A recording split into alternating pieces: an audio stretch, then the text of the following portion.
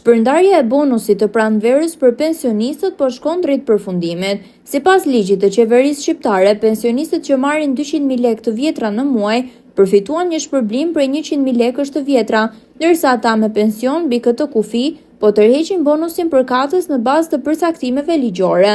Në rrethin e Lushnjës dhe Divjakës, zyra postare në qytet dhe në disa qendra administrative po finalizojnë shpërndarjen e këtij bonusi.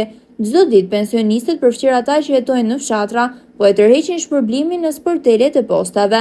Në një bisedë telefonike për televizionin Apollon, drejtori i Postës Shqiptare për Lushnjën, zoti Blendi Pupi, deklaroi se deri në momentin e intervistës ishte shpërndar rreth 93% e bonuseve për 21.000 pensionistë, përmes tërheqjes në zyrat postare dhe shpërndarjes në shtëpi.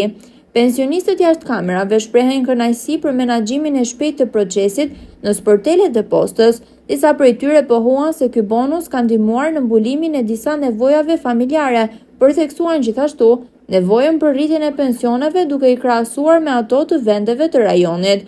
Sipas parashikimeve të zyrës postare, shpërndarja e bonusit të pranverës do të përfundojë 5 ditë para fundit të marsit. Ndërkohë vijon dorëzimi në shtëpi për pensionistët e sëmurë, të cilët nuk kanë mundësi të paraqiten në sportelet e postës.